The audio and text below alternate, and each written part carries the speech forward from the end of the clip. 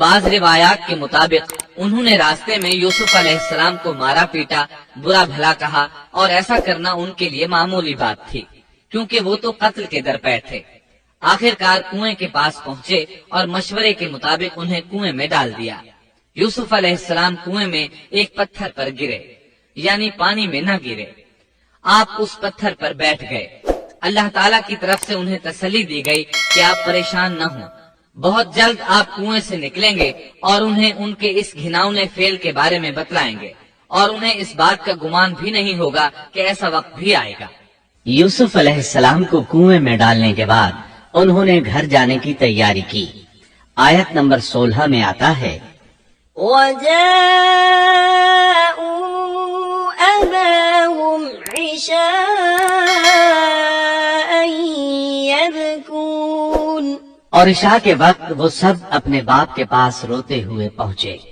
امام آمش قاضی شریح رحمت اللہ علیہ کی مجلس میں بیٹھے تھے۔ ایک عورت آئی، اس کا ایک آدمی سے جھگڑا تھا، وہ بہت شدت سے رو رہی تھی۔ آمش بولے، آپ دیکھتے نہیں یہ کس بری طرح رو رہی ہے؟ ان کا مطلب یہ تھا کہ یہ سچی ہے۔ قاضی شریح فرمانے لگے، یوسف علیہ السلام کے بھائی رات کو روتے ہوئے اپنے باپ کے پاس آئے تھے، بس فیصلہ رونے پر نہیں انصاف پر ہونا چاہیے۔ اب یوسف علیہ السلام کے بھائیوں نے باپ کو تفصیل سنائی۔ اللہ تعالیٰ اس کا ذکر آیت 17 میں فرماتے ہیں، قالوا يا أبانا إنا ذهبنا نستبق وتركنا يوسف عند متاعنا فأكله الذئب وما أنت بمؤمن لنا ولو كنا صادقين۔ اور کہنے لگے کہ ابا جی، ہم تو آپس میں دوڑ میں لگ گئے اور یوسف کو ہم نے سامان کے پاس چھوڑا، بس اسے بھیڑیا کھا گیا۔ آپ تو ہماری بات نہیں مانیں گے، گو ہم بالکل سچے ہی ہوں۔ سو انہوں نے یہ بات بتائی، لیکن اس سے جھوٹ صاف ظاہر ہو رہا تھا، جیسا کہ اگلی آیت میں ہے، وَجَاءُوا عَلَى قَمِيصِهِ بِدَمٍ كَذِبٍ، اور یوسف کے کرتے کو جھوٹ موٹ کے خون سے خون آلود بھی کر لائے تھے۔ ابن عباس رضی اللہ عنہما فرماتے ہیں کہ انہوں نے بکری ذبح کی اور یوسف علیہ السلام کی قمیص پر اس کا خون مل لیا اور خون میں لت پت قمیص یعقوب علیہ السلام کے پاس لے آئے۔ جب یعقوب علیہ السلام نے دیکھا تو فرمانے لگے، یہ بھیڑیا بھی کتنا رحم دل تھا، میرے بیٹے کو تو کھا لیا اور قمیص کو کچھ نہیں کہا، تمہاری عقل کہاں ہے؟ اس بات کا ذکر آیت 18 میں ہے۔ قال بل سولت لكم أنفسكم أمرا فصبر جميل والله المستعان على ما تصفون۔ باپ نے کہا، یوں نہیں، بلکہ تم نے اپنے ہی دل سے ایک بات بنا لی ہے، بس صبر ہی بہتر ہے، اور تمہاری بنائی ہوئی باتوں پر اللہ ہی سے مدد کی طلب ہے۔ ادھر دوسری طرف کیا ہوا؟ آیت 19 میں اللہ فرماتے ہیں، وجاءت سيارة فأرسلوا واردهم فأدلى دلوه قال يا بشرى هذا غلام وأسروه بضاعة والله عليم بما يعملون۔ اور ایک قافلہ آیا اور انہوں نے اپنے ایک پانی لانے والے کو بھیجا، اس نے اپنا ڈول لٹکا دیا اور کہنے لگا، واہ واہ، خوشی کی بات ہے، یہ تو ایک لڑکا ہے۔ انہوں نے اسے مال تجارت قرار دے کر چھپا دیا، اور اللہ اس سے باخبر تھا جو وہ کر رہے تھے۔ تفصیل اس کی یہ ہے کہ ایک قافلہ اس کنویں کے پاس سے گزرا جس میں یوسف علیہ السلام موجود تھے۔ انہوں نے پانی کی تلاش میں ایک خادم کو بھیجا، وہ کنویں تک پہنچا، اس نے کنویں میں ڈول لٹکایا، یوسف علیہ السلام اس ڈول میں بیٹھ گئے۔ خادم نے ڈول نکالا تو اس میں ایک خوبصورت بچے کو دیکھا، مارے خوشی کے وہ پکار اٹھا، یہاں ایک لڑکا ہے۔ اس زمانے میں غلاموں اور لونڈیوں کی تجارت ہوتی تھی، انہیں خوف محسوس ہوا کہ کہیں یہ لڑکا ان سے چھن نہ جائے، اس خوف کے پیش نظر انہوں نے یوسف علیہ السلام کو چھپا لیا۔ انہوں نے یہ بھی سوچا کہ شاید یہ بھاگا ہوا غلام ہے، اگر اس کا مالک آ گیا تو وہ اسے لے جائے گا۔ یہ قافلہ مدائن سے مصر جا رہا تھا۔ جب یہ مصر پہنچے تو انہوں نے یوسف علیہ السلام کو معمولی قیمت میں فروخت کر دیا۔ معمولی قیمت میں فروخت کرنے کی جلدی بھی انہوں نے اسی خیال کے تحت کی کہ کہیں اس کا مالک نہ آ جائے۔ ابن عباس رضی اللہ عنہما فرماتے ہیں کہ انہوں نے یوسف علیہ السلام کو صرف 20 درہم میں بیچ دیا، اور یہ نہایت معمولی قیمت تھی۔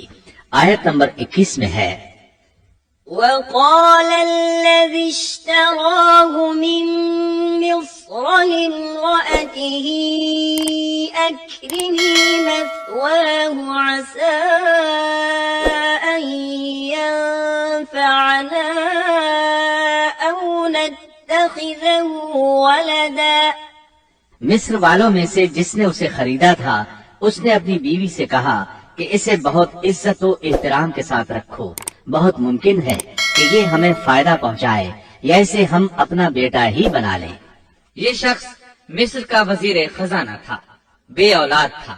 اس نے سوچا شاید یہ لڑکا بڑا ہو کر اچھا انسان بنے، لہذا کیوں نہ ہم اسے بیٹا بنا لیں۔ اس طرح یوسف علیہ السلام وزیر خزانہ کے گھر پلے بڑھے۔ وزیر خزانہ عزیز مصر کہلاتا تھا۔ عزیز نے آپ کو بیٹوں کی طرح رکھا۔ آپ کچھ بڑے ہوئے تو شاہی محل کی دیکھ بھال آپ کے ذمہ لگا دی گئی۔ شاہی محل کے تمام اختیارات آپ کے سپرد کر دیے گئے۔ اللہ تعالیٰ آیت 21 اور 22 میں فرماتے ہیں، وَكَذَلِكَ مَكَّنَّا لِيُوسُفَ فِي الْأَرْضِ وَلِنُعَلِّمَهُ مِن تَأْوِيلِ الْأَحَادِيثِ وَاللَّهُ غَالِبٌ عَلَى أَمْرِهِ وَلَكِنَّ أَكْثَرَ النَّاسِ لَا يَعْلَمُونَ۔ وَلَمَّا بَلَغَ أَشُدَّهُ آتَيْنَاهُ حُكْمًا وَعِلْمًا وَكَذَلِكَ نَجْزِي الْمُحْسِنِينَ۔ یوں ہم نے مصر کی سرزمین میں یوسف کا قدم جما دیا کہ ہم اسے خواب کی تعبیر کا کچھ علم سکھا دیں۔ اللہ اپنے ارادے پر غالب ہے، لیکن اکثر لوگ بے علم ہوتے ہیں۔ اور جب یوسف پختگی کی عمر کو پہنچ گئے تو ہم نے اسے قوت فیصلہ اور علم دیا۔ ہم نیک کاروں کو اسی طرح بدلہ دیتے ہیں۔ یوسف علیہ السلام بہت پاکیزہ اور توحید والے ماحول میں پروان چڑھے۔ گھر کا سارا انتظام انہی کے ہاتھ میں تھا۔ آپ بہت بصیرت اور سوجھ بوجھ سے گھر کا نظام چلا رہے تھے۔ ابھی عزیز مصر کی بیوی نے آپ کو گمراہ کرنے کی کوشش نہیں کی تھی کہ حلم، علم اور بصیرت کی صفات آپ میں موجود تھیں۔ مفسرین لکھتے ہیں جب یوسف علیہ السلام کی عمر 17-18 سال کی ہوئی تو جوانی کے ساتھ ان کے حسن میں مزید اضافہ ہوا۔ حسن یوسف واقعی بے مثال تھا۔ نبی اکرم صلی اللہ علیہ وسلم فرماتے ہیں، معراج کی رات میری ملاقات یوسف علیہ السلام سے ہوئی۔ ایسا لگتا تھا کہ دنیا کا نصف حسن یوسف علیہ السلام کو ملا ہے۔ مفسرین اس کی وضاحت کرتے ہیں کہ حسن کو اللہ تعالیٰ نے 2 حصوں میں تقسیم کیا ہے۔ آدھا حسن یوسف علیہ السلام کو دیا اور آدھا باقی ساری مخلوق میں تقسیم کر دیا۔ اللہ اکبر، یہ ہے حسن یوسف۔ اور جب یوسف کے حسن کی کیفیت یہ ہے تو پھر اس کے خالق کے کیا کہنے۔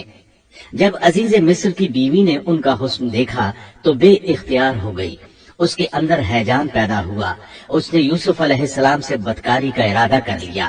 ان کے ساتھ لطف و عنایت کا سلسلہ شروع کر دیا اور پھسلانے کے جتنے طریقے ہو سکتے تھے وہ اختیار کیے۔ ناز و نخرے کے ساتھ اس سے پیش آنے لگی۔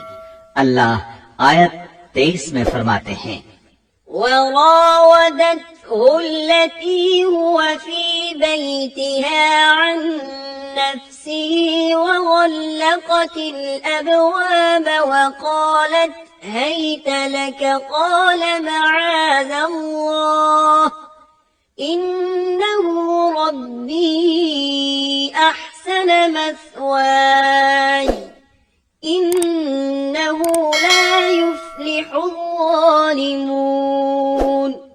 उस औरत ने जिसके घर में यूसुफ थे, यूसुफ को बहलाना फुसलाना शुरू किया कि वो अपने नफ्स की निगरानी छोड़ दे और दरवाजे बंद करके कहने लगी, लो आ जाओ। यूसुफ ने कहा, अल्लाह की पनाह, वो मेरा रब है, मुझे उसने बहुत अच्छी तरह रखा है। बेइंसाफी करने वालों का भला नहीं होता है।